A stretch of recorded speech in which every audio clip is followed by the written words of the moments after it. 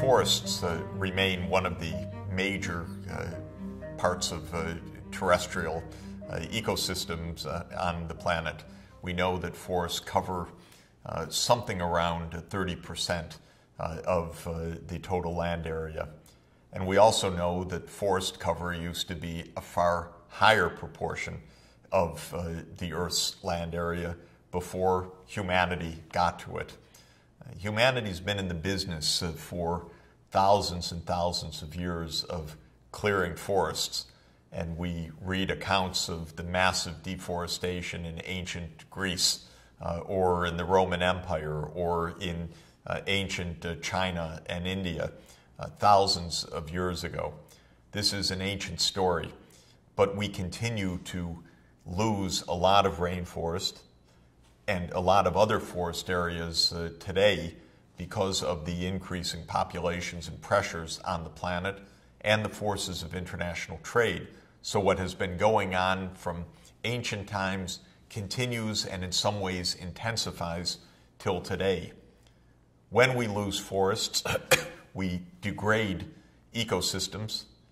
We also lose a tremendous amount of biodiversity. Our rainforest areas, the three great rainforest areas of the Amazon basin, the Congo basin, and the Indonesian archipelago, are home to countless species and much of the greatest biodiversity on the planet.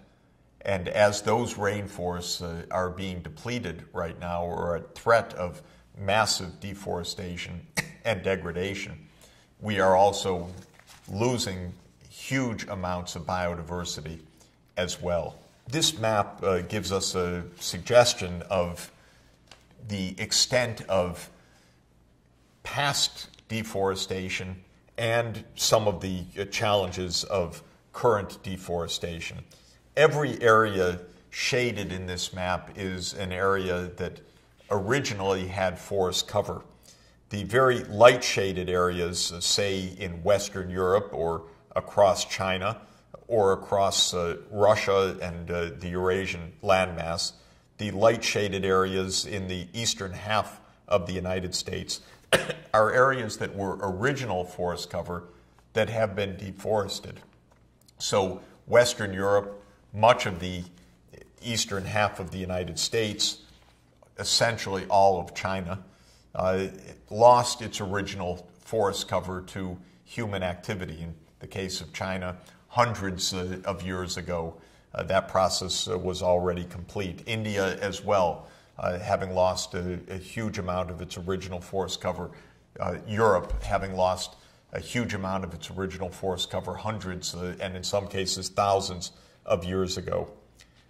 Today, most deforestation is taking place in the fast-growing tropical and subtropical regions, and notably in the rainforests where population densities were low traditionally but have been rising, and where these rainforest regions are increasingly being encroached for human provisioning, for tropical logwoods, or for clearing for farmland and for pasture land, or for provisioning of peasant smallholders who go into the forests for fuel wood or for bushmeat or for other needs of people living on the margins of the forests.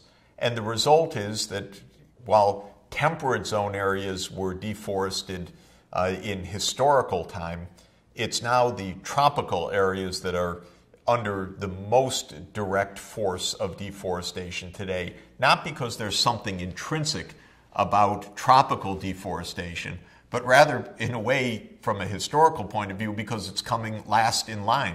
It's a set of ecosystems that were relatively less disturbed previously, but now are facing major disturbances and human impacts. Some of that human impact is internally driven by growing populations within countries, within Brazil or within Central Africa, for example, or in Southeast Asia. But a huge amount I'm going to want to draw our attention to is coming from international trade, from demands halfway around the world for these forest products. This is very, very difficult to control because it means high levels of demand, often from rich countries or rapidly growing economies like China, even overwhelm local protective services. It's easy to bribe. It's easy to engage in illegal activities, even when they are on the books under legal control. This map that you're looking at now shows us the current patterns of deforestation. It emphasizes that in areas that were traditionally deforested, say the eastern part of the United States or Western Europe or Northern Europe, there is some reforestation taking place in those areas. That's a very healthy point. But the red areas shown on this map are areas that the Millennium Ecosystem Assessment identified as being areas under a current intensive process of deforestation. And that includes parts of the tropical rainforests, as I've mentioned, large regions in Southeast Asia, of course, the Andean region as well, many parts of the world where there are remaining forests find those forests under threat.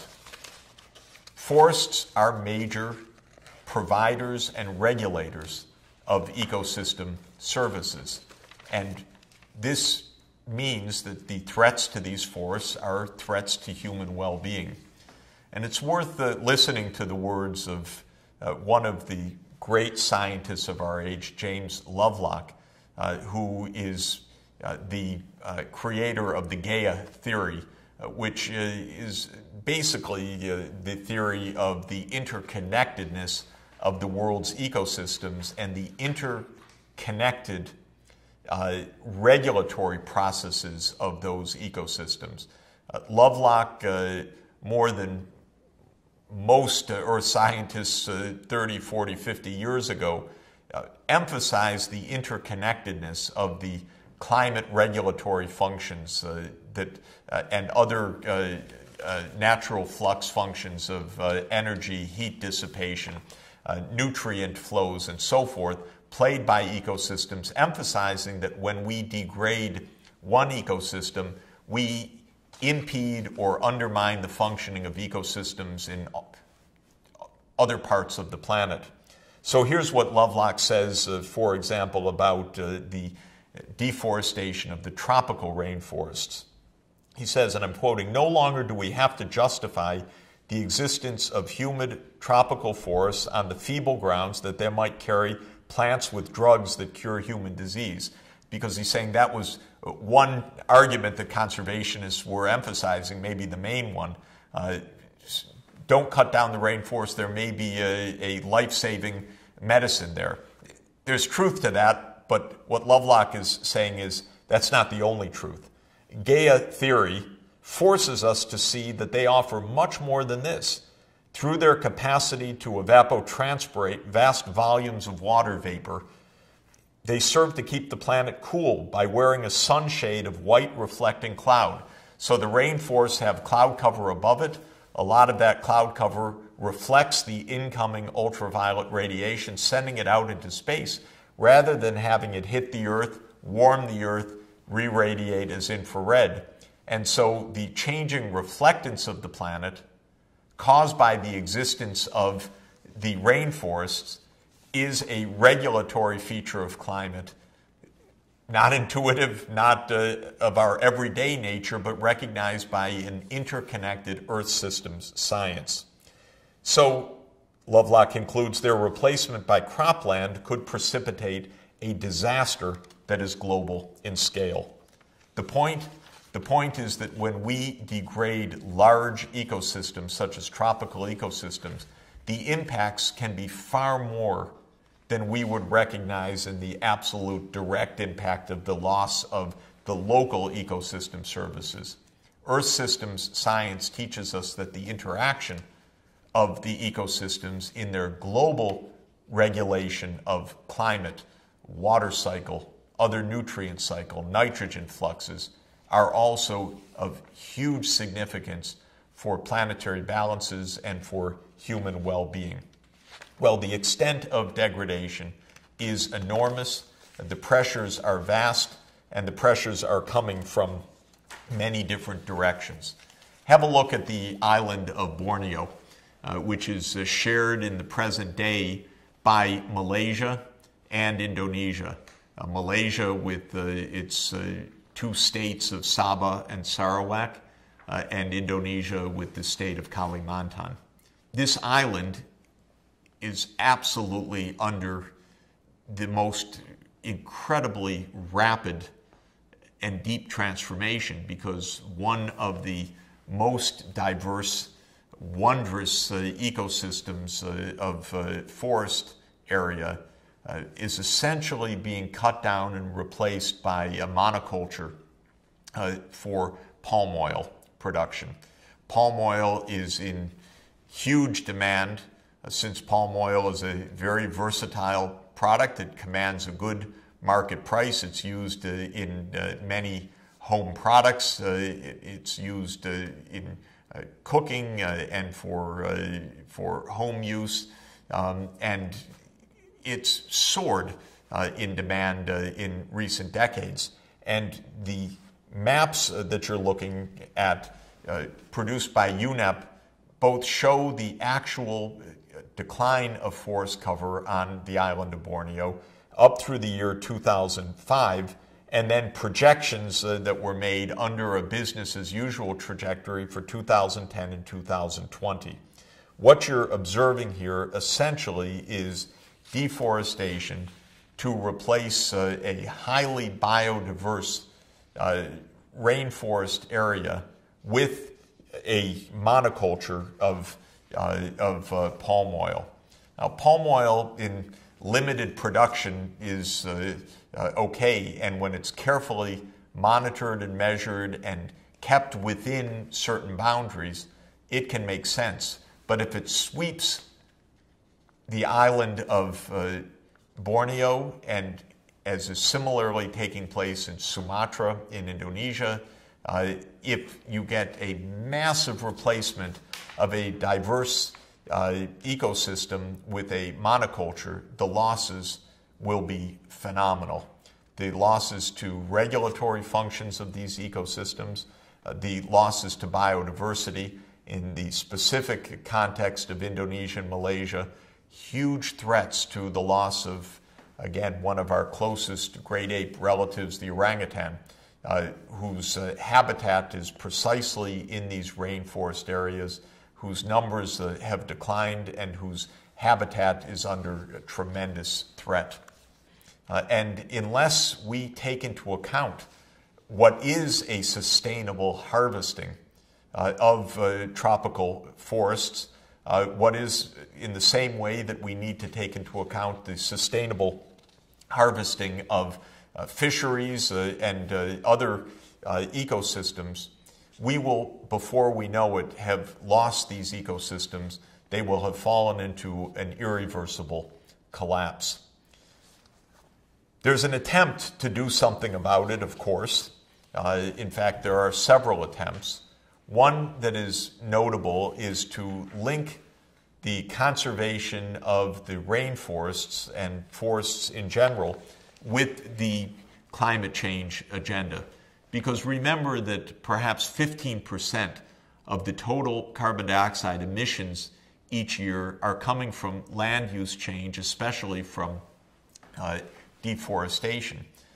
And so the idea was taken several years ago that as part of the mitigation effort, not only should we be reducing our carbon footprint in the energy sphere, but also the carbon emissions coming from deforestation.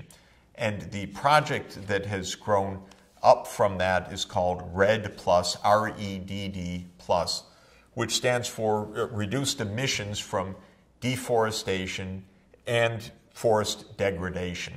And so it's both the thinning of forests and the clearing of forests that are the target of the REDD+ initiative.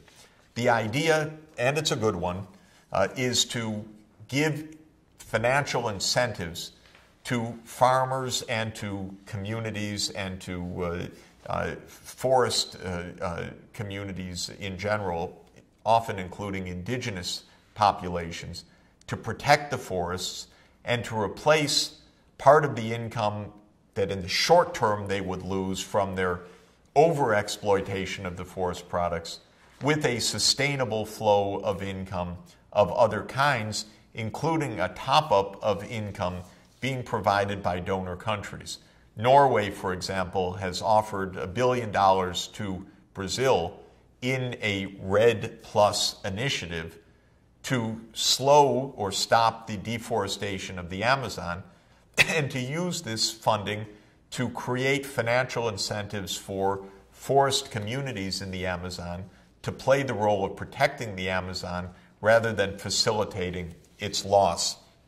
The map that you're seeing here are the participating countries.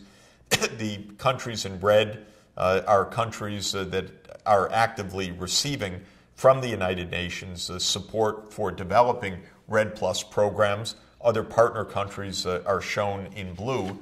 It is an important effort.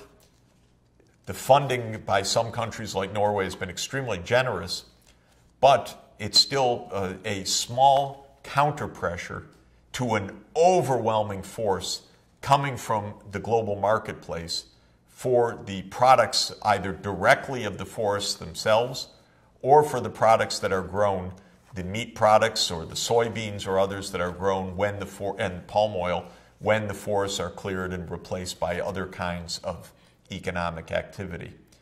Let's look in more depth at programs like REDD+ to see what the international response is to the loss of biodiversity, to see how that response is functioning to date, and to make a kind of assessment of how we might and need to strengthen that response if we are to reverse the very powerful wave of species extinction and ecosystem loss that now is engulfing so much of the planet.